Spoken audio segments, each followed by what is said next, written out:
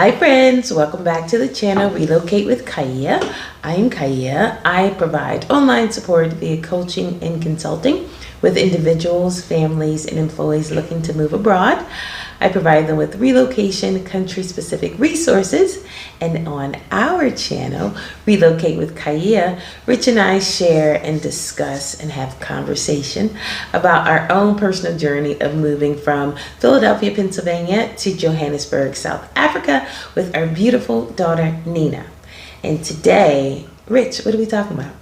Well, today we're going to be having another discussion, a high-level discussion on our thoughts of aspects of the U.S. versus South Africa, kind of like a compare and contrast thing around societal inclusion, equity, and the efforts that each country has made and has had made, towards those ends, in government, in general life. So we were just going to kind of touch on those high-level subjects and kind of give a little context, hopefully, to why we're here. Yes. So as I have mentioned in the past, when Rich and I decided that we were leaving the United States, I did a very generic Google search as far as which continent or which country on the continent of Africa was the most progressive. And sure enough, South Africa came up. And part of the reason it was that came up under why it was progressive is because their acceptance of same-sex marriage. And I think at the time I thought that they said that it became legal in the 90s, but it was actually in 2006, which is incredible and fantastic. And then when I think about the contrast of when it became legal in the States, which was 2017? 2015, I'm sorry, 2015. Yeah. It just, again, it just goes to show you that South Africa is definitely moving in the right direction. I have a Instagram page and I share information for people that are looking to move abroad. And I did a 2-week I provided information for about 2 weeks of the countries that are accepting of same-sex marriage, and of course South Africa was on that list, and quite a few other countries. So it was just very nice to know that we are definitely living in a country where almost everyone, I feel, is welcome, and I think that. Yeah, and that had a lot to do with why we chose it. Because when you think about when you're having kids, you have no idea what their life, what their life trajectory is going to look like. So we wanted, to give Nina an opportunity to be who she is and live in a country that would be accepting of that. Yeah, definitely. I mean, having inclusion and equity and recognition that everyone from every walk of life needs to be legally protected, respected, and yes, included in, all aspects of society is huge. Huge. The States, it feels like there were efforts on that end made, but now they're going the other way. So when we talk about in the 60s, when they did affirmative action, which was basically an effort just to recognize people and protect their opportunity for employment in particular, that they wouldn't be discriminated against, the basis of their race, ethnic origin, and eventually gender was included in that later on in the 60s. That just went away last year, yes, legally speaking. It was struck down. So all of the rights, abortion is another one, that just went away. Like everything from a societal, protection aspect, you thought it was fine, it was okay. Like there's efforts and there's ways to get rid of that, and it seems that is the effort in the States. Like they're going away with all those things. Under no circumstances was a goal achieved fully with affirmative action. So you can't look at any boardroom, company leadership, general workforce, and say like, wow, this was wholly successful. We're fully represented by folks of various minority groups in the States and women. That's not, the goal wasn't reached, it wasn't achieved, that didn't happen, but it's going away. Yes. Also, so that speaks to like kind of like a backsliding mentality, that's taking hold Just a quick look at politics, and it'll tell you, like, from a gender perspective in particular, like the U.S. is nowhere near where the rest of the world is as far as like having adequate representation for women in their politics. Because women are roughly, I think, more than obviously half of the population. Yeah. But they're 20 some odd, not even 30% of representation in Congress, where in South Africa, at least, they're up to like 40 something, close to 50% representation close to 50%. for women in Parliament.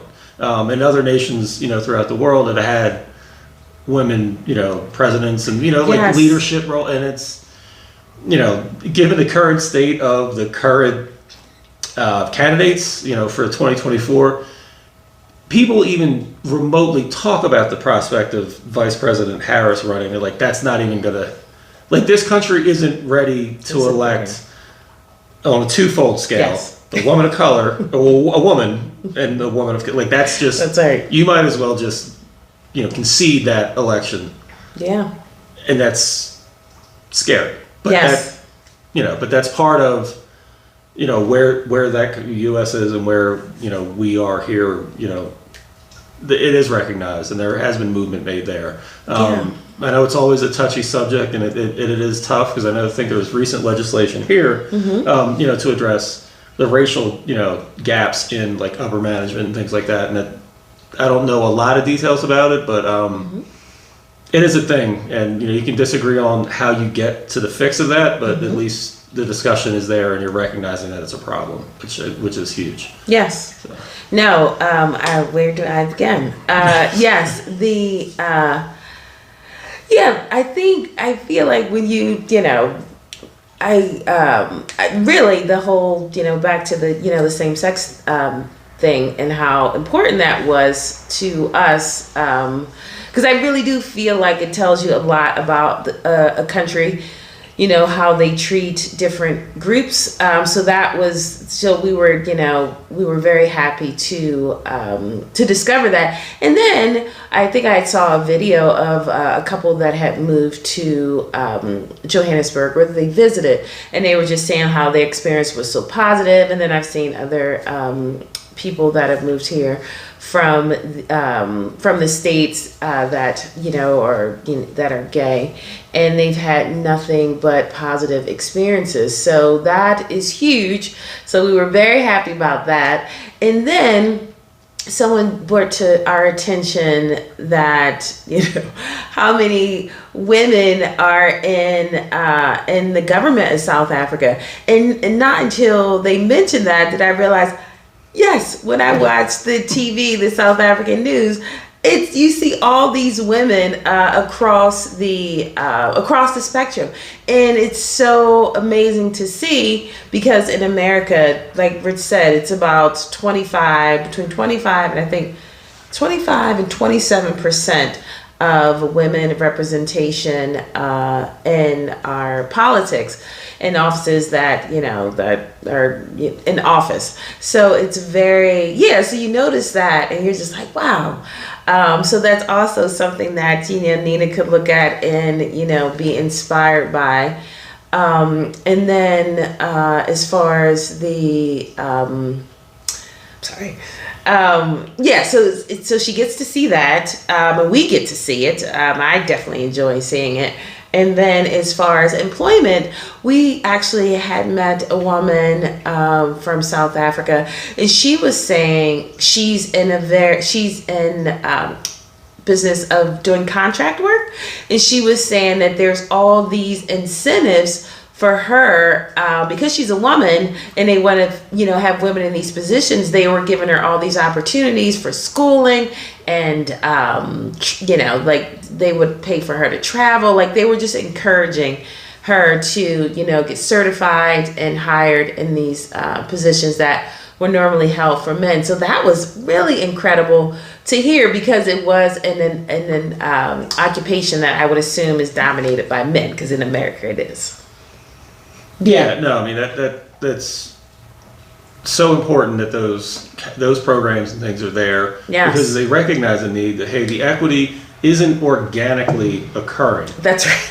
Yes. And that's when you need to somehow, step in and try to make things more equitable and, like put efforts towards that end. Again, I know it can be controversial at sometimes, and people may disagree on the way to go about doing that. Right. But it is important to kind of make those things happen. I mean, it's a huge opportunity not only for the individuals that are impacted by that, but the country as a whole. Everyone, like the whole, cliche of like, oh, the chain's only as strong as its weakest link. Like if you're not actively engaging with folks and helping them with paths forward, you're only going to create a stronger, country and, local, province and everything by doing that. Yeah. So it's very important. So, yeah, no, so we just, Rich and I were just discussing the differences in how America, and I think anyone would say this, I mean, you talk to anybody in America that's honest and is willing to look at what's happening, they'll see that the country is going backwards socially, politically, like they're, and it's intentional, like this is kind of what the plan is.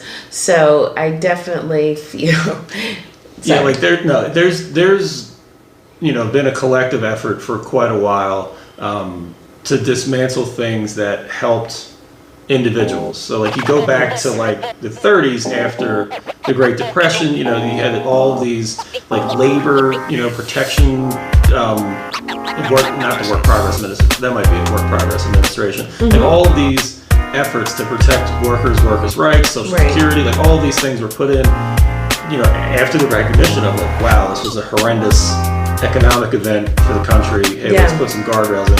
Yes. Those are being stripped away, and like even after 2008, the Great Recession, like that nothing was implemented then.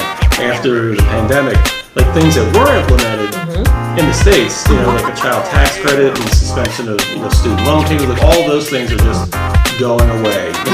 Like abortion is now illegal, so like they'll do everything to protect that baby, get it born, and then you get nothing.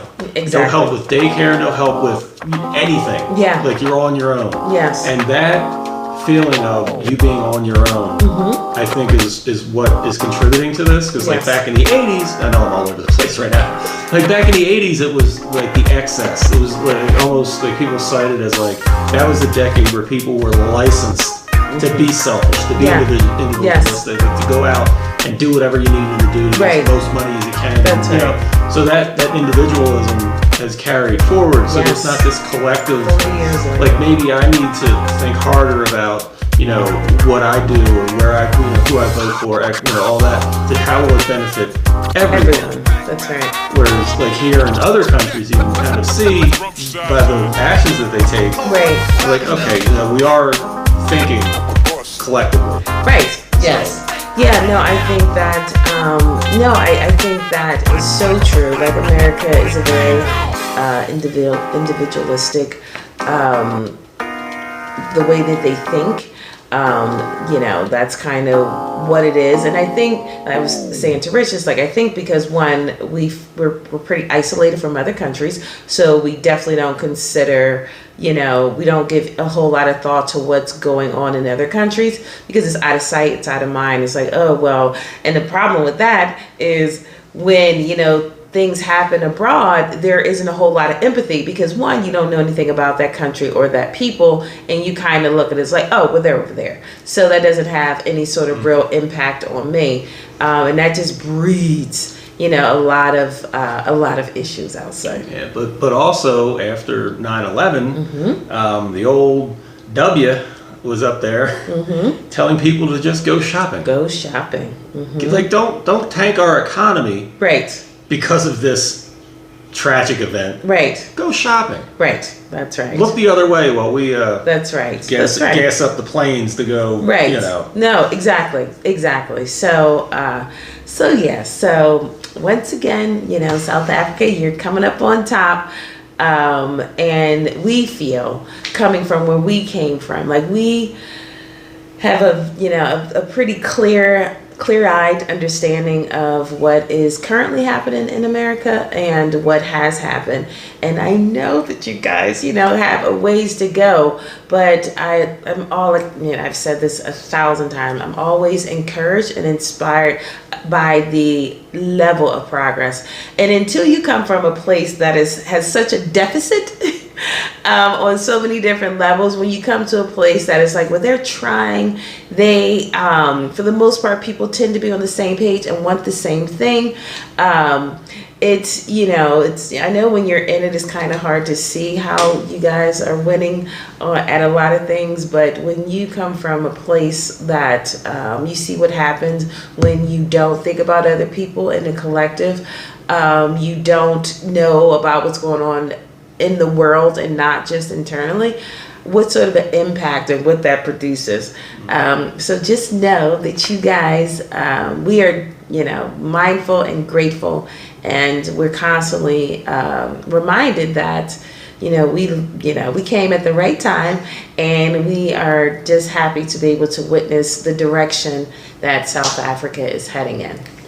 So that is our Thursday conversation. Yep. I don't know if you had anything else to add to that, Ricardo. Yep. Yes. So please feel free to comment, like, and even subscribe if you're interested. And hopefully you got something out of this conversation. If nothing else, just something to think about, or leave a comment about. We are always so appreciative that y'all care about anything we have to say. I think that's it. So have a wonderful week, and we will see you guys next Tuesday. Bye. Funky dokie.